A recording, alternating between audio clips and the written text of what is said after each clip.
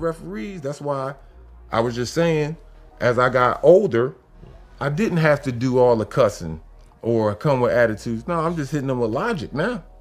Like, oh, so y'all got that email last night, huh? Oh, then they flare all up. What are you talking about? Oh, yeah, I know about y'all email shits.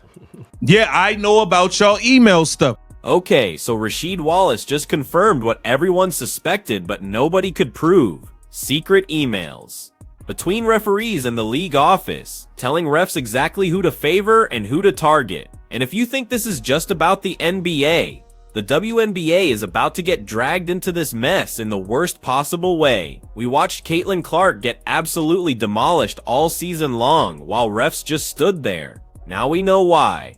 And what Wallace reveals next is going to blow your mind because he didn't just suspect this was happening. He literally called refs out about these emails during games, to their faces, and their reactions.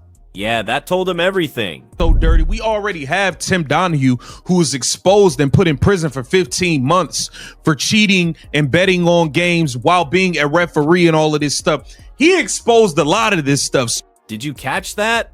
Then they flare all up. That's the reaction of someone who just got caught. You don't get defensive like that unless you know exactly what someone's talking about. Wallace figured out the entire system. As he got older, he stopped yelling and cursing at refs. Instead, he hit them with something way more dangerous. The truth. He'd walk up casually and mention those emails from the night before. Just drop it like he knew everything and watch them panic. Because here's what most people don't understand about psychological warfare. Sometimes the quietest weapon cuts the deepest. Wallace was basically telling refs, I know what you're doing, I know who's telling you to do it, and I know you can't admit it. That's checkmate. Phillips, coaches being involved in all this stuff. Terry Rozier, players being involved. Adam Silver having to meet with the FBI. Stephen A. Smith saying the WNBA is next.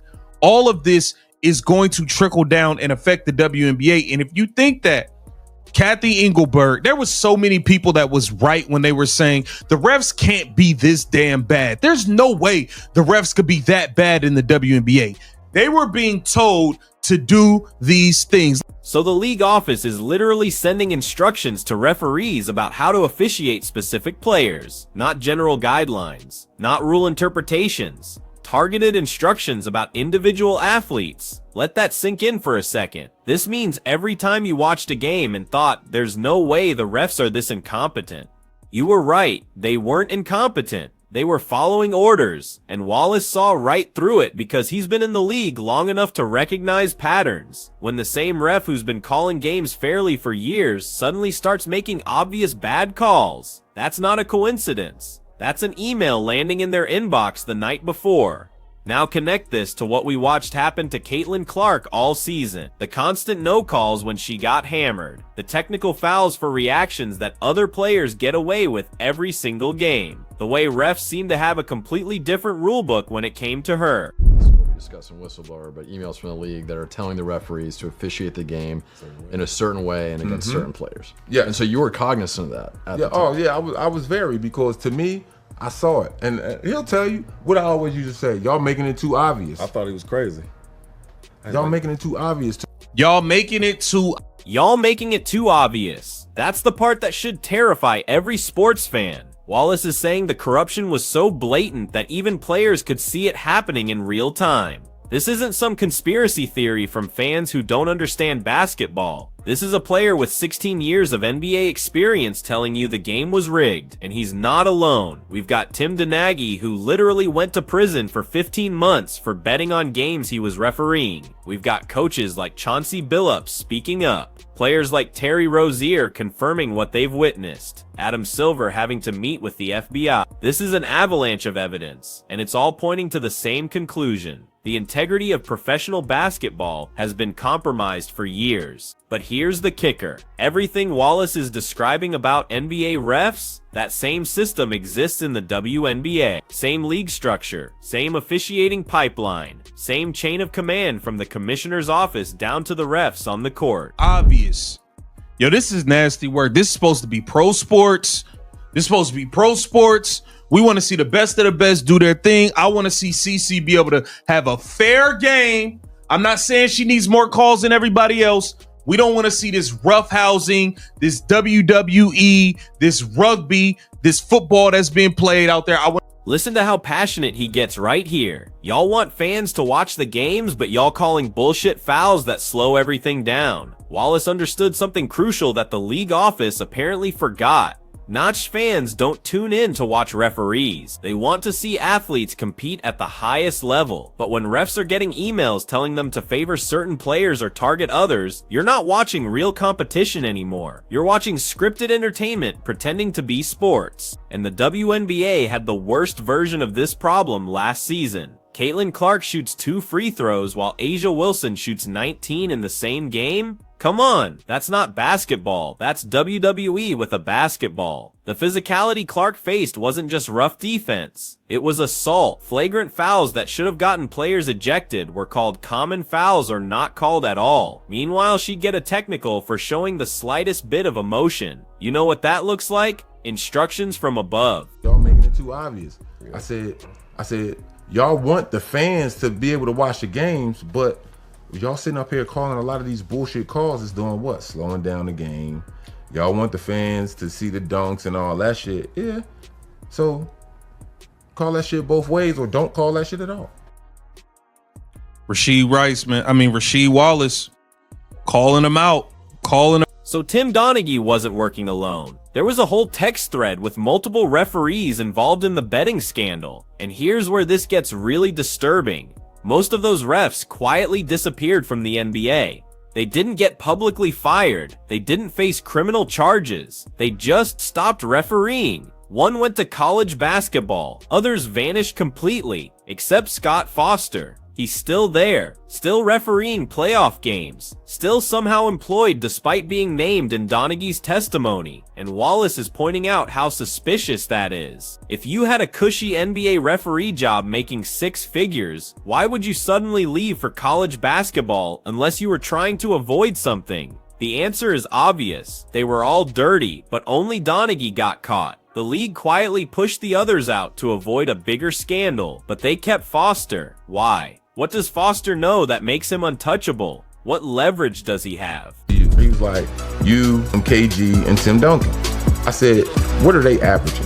Mid-20s, high 20s. I said, how many times they go to the line though? Then he started to look at me. He's like, they go to the line a lot. I said, would you say they go to the line more than me? He said, yeah. I said, okay. So I said, those are my peers. I'm getting fouled just as much. As I got older, I didn't have to do all the cussing or come with attitudes. No, I'm just hitting them. Now let's talk about Kathy Engelbert, because her role in this WNBA corruption is about to come under serious scrutiny. When players and coaches complained about officiating all season long, what did she say? The only people who complain are the people who lose. That's not just dismissive niece, that's actively covering up a systemic problem. She had an entire season's worth of evidence that something was deeply wrong with WNBA officiating. Flagrant fouls on Caitlin Clark that weren't called, injuries piling up because refs allowed dangerous plays, players going to press conferences visibly hurt and frustrated, and Engelbert's response was to gaslight everyone by pretending it was just sore losers complaining. That's either incompetence or complicity. Either she genuinely didn't see the problem, which makes her unqualified for the job, or she saw it and chose to protect the refs instead of the players, which makes her corrupt. Neither option is acceptable. And with the FBI now investigating NBA officiating, you really think they're going to stop there? The WNBA uses the same officiating development system, same training programs, same oversight structure. If the NBA system is compromised, the WNBA system is compromised. I told one ref, I was like, look, y'all keep talking shit, y'all keep bullshitting me, I'm gonna pay somebody to burn your restaurant down. Told another ref, I said, y'all keep fucking me and my team. This is when I was in Detroit. I keep fucking me and my boys with these calls and shit. I'm gonna hire a hacker to go into that little email account. Oh, the referee was like, tried to give me that look like, huh? Oh, trust me, I know about that email account that y'all got from David Stern, probably this morning in that locker room. But don't let it fool you. Here's what nobody's talking about yet, but everyone's about to realize. We're 2 days away from the WNBA CBA deadline. The Players Association hasn't agreed to an extension, and now this officiating scandal is about to explode into public view. You think that's a coincidence? The players have been watching this corruption all season. They've been the victims of it. Caitlin Clark getting targeted. Angel Reese dealing with inconsistent calls. Players across the league seeing their careers impacted by refs who might be following instructions instead of the rulebook. Now imagine you're a WNBA player sitting down to negotiate a new collective bargaining agreement with a league office that you suspect has been manipulating games. Would you trust them? Would you sign a long-term deal with people who might be rigging the competition? This is about to get messy because players now have leverage. They can demand an independent investigation into officiating. They can require transparency about communication between the commissioner's office and refs. They can force the league to clean house or refuse to play. Okay, this is wild. Wallace is explaining how he used logic to trap refs in their own corruption. He'd ask them to name the top power forwards in the league. They'd say Kevin Garnett and Tim Duncan. Then he'd ask how many free throws those guys averaged. Mid to high 20s per game. Then Wallace would point out that he was getting way fewer free throws despite playing the same position at the same elite level and getting fouled just as much. The refs couldn't explain it because there is no legitimate explanation. The only answer is that some players were being favored and others weren't, and that favoritism was coming from somewhere above the refs. Wallace was basically forcing them to admit the system was rigged without them realizing what they were admitting. That's genius-level psychological manipulation, and it proves something crucial. The refs knew exactly what they were doing. They weren't making honest mistakes. They were following a script, and Wallace caught them red-handed. Did he really just admit to threatening to burn down a referee's restaurant? And threatening to hire a hacker to break into their email accounts? This is the level of frustration Wallace reached because he knew the games were being manipulated and nobody would do anything about it. Now obviously those threats crossed a line, but here's what's important. Wallace is saying he knew about the email account where David Stern would send instructions to refs. He's describing a specific system of corruption that existed at the highest levels of the NBA. The commissioner sending emails to referees before games. Those emails containing instructions about how to officiate. And Wallace figured it out because he watched the patterns. Certain players always getting favorable calls. Certain teams mysteriously getting more free throws in crucial games. Refs making obvious mistakes that always seem to benefit the same people. Once you see the pattern, you can't unsee it. And Wallace saw it clear as day. Now apply everything Wallace just described to what we watched in the WNBA last season. The pattern was identical. Caitlin Clark getting absolutely mauled with no calls. A'ja Wilson shooting 19 free throws in a game while Clark shot 2. Angel Reese getting ejected for reactions that other players did every single game without consequence. Donaghy Carrington poking Clark in the eye with no penalty. Chennedy Carter body checking her away from the ball with just a common foul. This wasn't random incompetence. This was a pattern. And patterns don't happen by accident in professional sports. They happen because someone is creating them. The question is, who? Who benefits from Caitlin Clark being targeted by refs? Who benefits from making the league's biggest star struggle?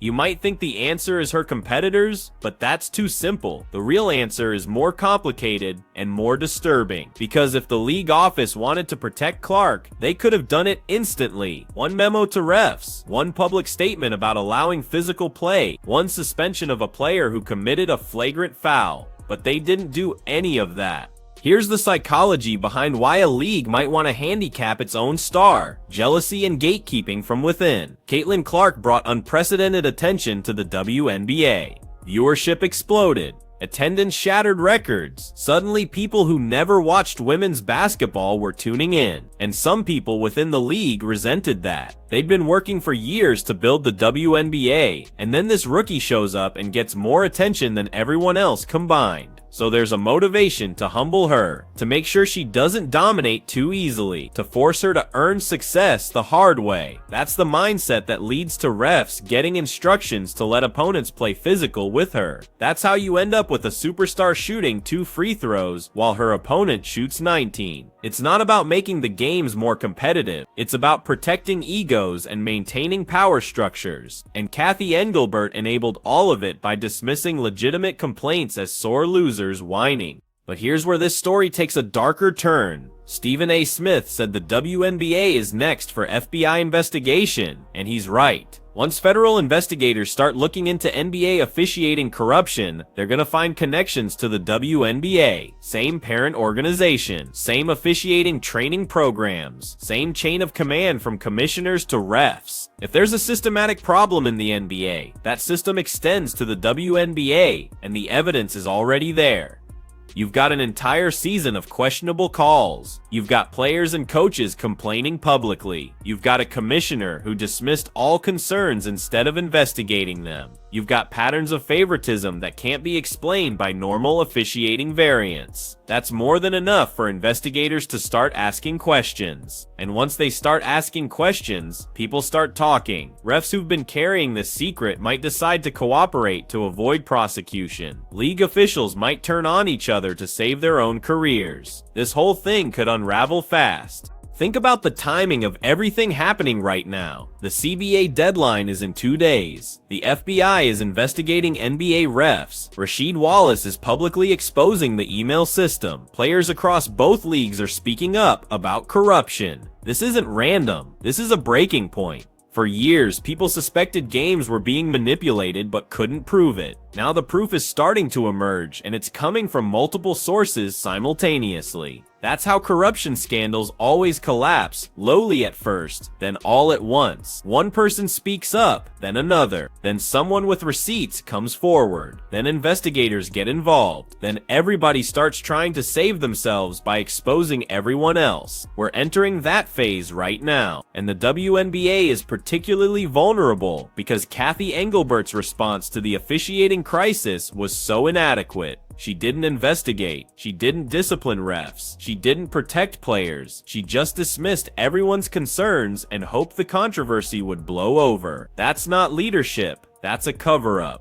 Here's what happens next, and why this matters to everyone who cares about sports. If the FBI investigation confirms that NBA games were being manipulated through referee corruption, every result from the past decade becomes questionable. Championships that might have been influenced by biased officiating. Playoff series that might have gone differently with fair refs. Individual awards that might have been affected by some players getting favorable calls while others got targeted. The entire historical record becomes tainted, and the same thing happens to the WNBA. Caitlin Clark's rookie season will always have an asterisk because everyone watched her get targeted by refs while the league office did nothing. A'ja Wilson's MVP award gets questioned because people will wonder if she benefited from favorable officiating. Team records and playoff results all become suspect. That's the real cost of corruption.